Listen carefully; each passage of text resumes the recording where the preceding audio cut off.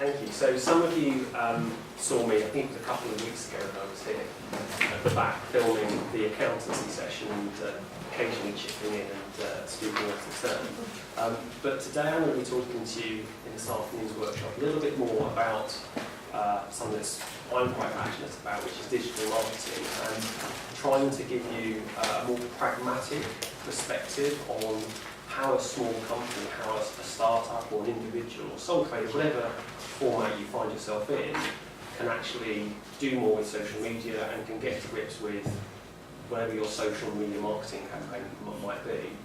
Before I get started, I just want to give you a bit of background about me and also about the project as a whole. I should say this is being recorded for translation at a later date into French. That's going to be shared with some of the other project partners. So it probably makes sense to talk about that first. So I work notionally on behalf of Medway Council for the Recreate project, and that's a pan-European project between England and France, and it works with about 10 different locations: Ipswich, Brighton, Eastleigh in Southampton, and Boscombe down towards Bournemouth in the UK, and Lens-Fleur, Calais in France, amongst a few other places in Kent as well. And what it tries to do is we essentially support places like this and initiatives locally to try and get creative businesses in a space where they can work and collaborate and share their ideas and also learn. And we provide support to people who want to then work in other workspaces in the project. So as part of that, we've been sending people to arts markets in France, and essentially as part of that, if you want to connect with any of those areas, show your work, showcase anything that you've produced or sold, sell whatever you've got to sell at any of the arts markets and exhibitions, then you can do that, and that's facilitated through the project.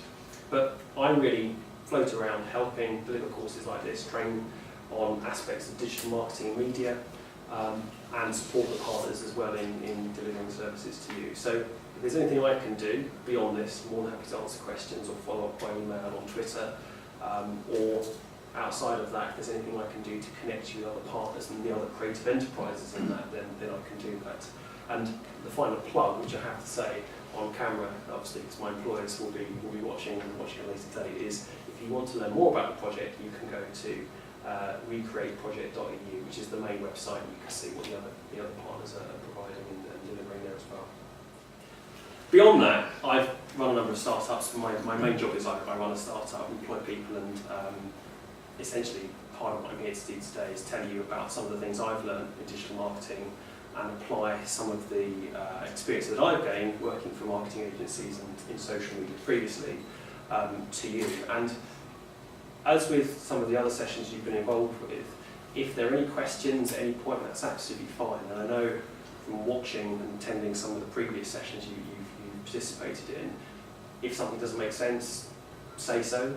If there's any questions, it's absolutely fine for this to evolve into a very dynamic questions and answers, and I'm happy to kind of go through and we can explore any questions you've got, hopefully give you some answers as we go. So don't be afraid to ask any questions at any point, and it's probably me not communicating very clearly, ironically, that's leading to the question.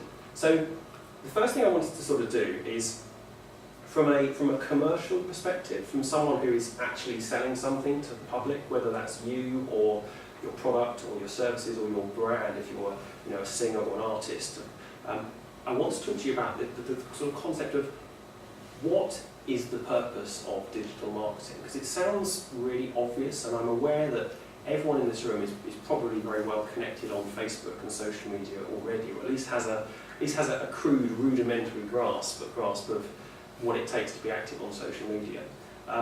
But a lot of people say as a business, you need to do this, you need to be on Facebook, you need to be on Twitter, and no one really asks why you need to be on these things. Why do you need to be using the internet for marketing? What do you actually want to gain from it? And when I've gone throughout the other partner regions and spoken to lots of other creative enterprises and seen artists and makers and ceramicists and jewellery designers and photographers and fine artists and everyone else in between, I see that a lot of people feel that they're doing social media, they're doing marketing because they're told to, and they're not really thinking why they're doing it. And actually, it puts them off because they're told they have to spend a certain amount of time doing it. And actually, if they spent half the time doing it, but just do things in a structured way towards the goals that they should be working towards for their business, they would actually end up with sort of a larger success, or actually more sales, whatever it might be in a situation. So what I want to talk about first off is a really simple concept that any business that sells or has a route to a consumer uses. And you may have come across this before, you may not, but it's the concept of something called the conversion funnel. And the easiest way to describe it is the conversion funnel is a way that you measure how the people you're interacting with value whatever it is that you make or you sell.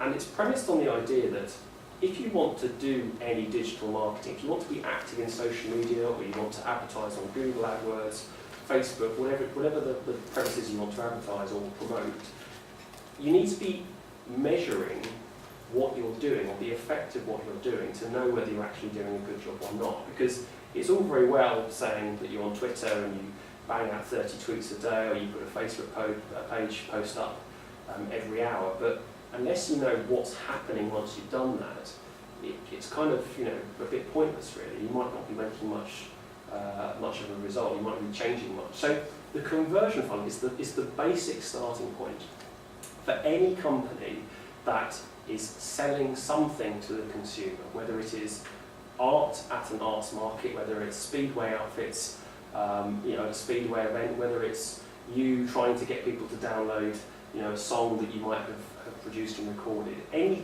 asset or any kind of connection you have with the consumer, you can measure with the conversion funnel. And how it works is really quite simple. It's traditionally used in an online business, but works very well in an offline business.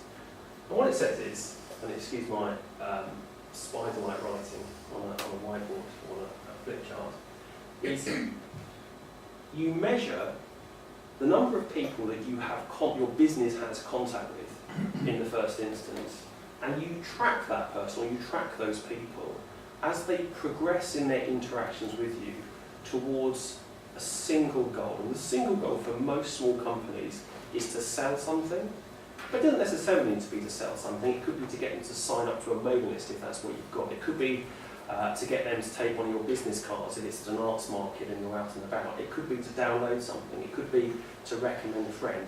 But essentially, you're measuring someone's progress against a pathway, the ideal pathway you want them to go down towards a common goal. So, to give you a really practical example for that to make sense, and I'll try and use a retail example first. So, the goal is buy something. Okay, it's really simple. And I'll give you the online example first before I give you the offline example. So, how it works is you would say, right, all of these people visiting my website, if you have a website, all these people visiting my website, or my Facebook page, doesn't really matter. Let's say there are 100 of them to start with.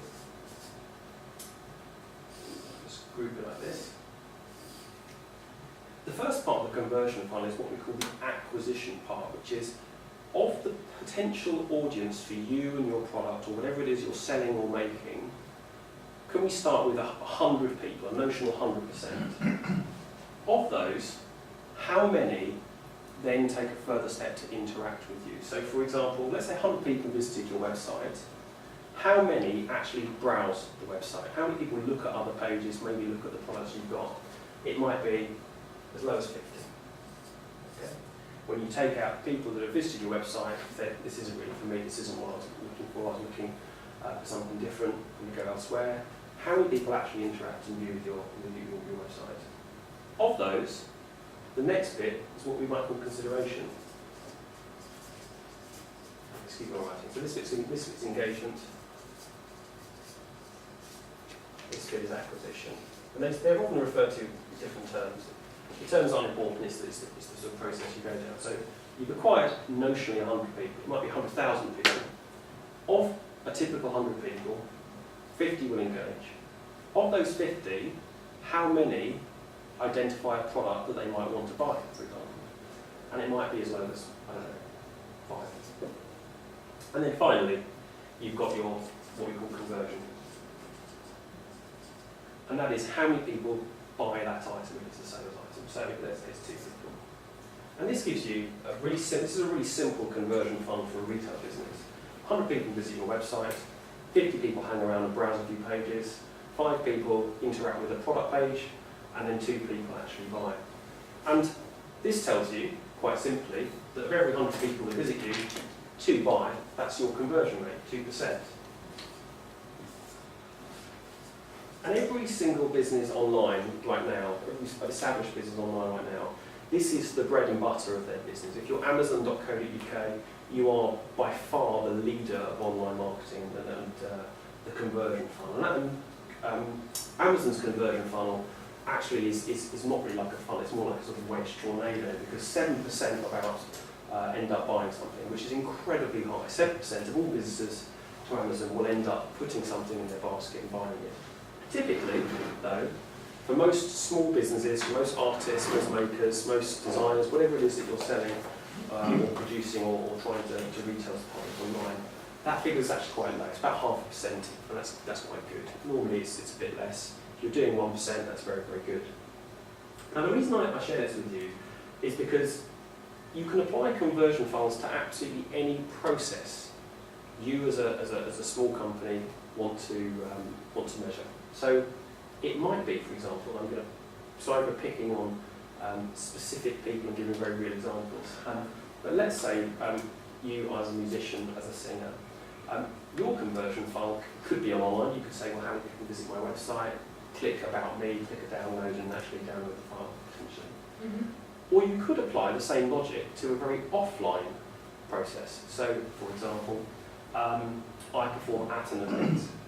Of every 100 people at the event, how many people listen to me?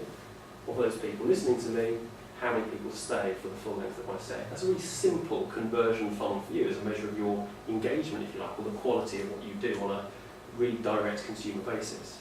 If you were at, I don't know, a maker fair, for example, and you weren't selling anything, you were just showcasing your work, or you were demoing it at, I don't know, at a tech event, again, you could apply a very simple conversion funnel to that. How many people roughly attended the event as a whole?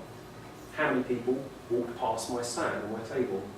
Of those people, how many spoke to me or looked at my product, asked about it? And I don't know, how many people took my business card or followed me on Twitter at the end of it?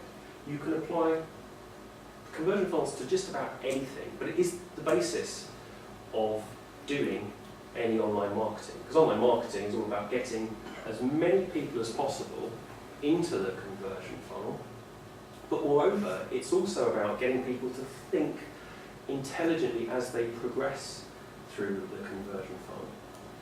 I'll come back to that in a minute.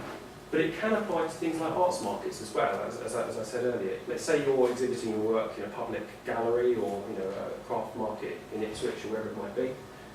You can start doing some clever things to measure your conversion funnel. You could have an estimate of how many people have gone through the door in an hour, for example, and they multiply that with the number of hours of the exhibition, and that gives you a very, very crude number of people entering the funnel, the acquisition side of things. How many people entered your room, went to your space, looked at your work, bought an item, for example. It doesn't really matter what the steps are, the individual steps are. The point is it's the easiest, quickest, minimalist route that a consumer goes through to sort of buy or interact or convert or to be a part of you.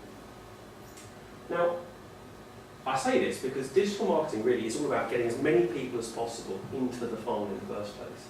But it's more than that, because marketing to the wrong people is pointless. You're wasting effort if you're trying to sell a product or trying to sell yourself, your brand, or whether it's a personal brand or the brand of your business, to the wrong people. If you wanted, I could send 100,000 people to your website for less than £100, but they won't do anything, they won't buy anything, they'll be irrelevant people. That's very cheap to get cheap traffic, for example. Actually, marketing is about getting the right people, and what you'll find is getting the right people in here impacts later on down the line. And I'm going to talk through the different channels of online marketing and give you an indication of how they perform against the conversion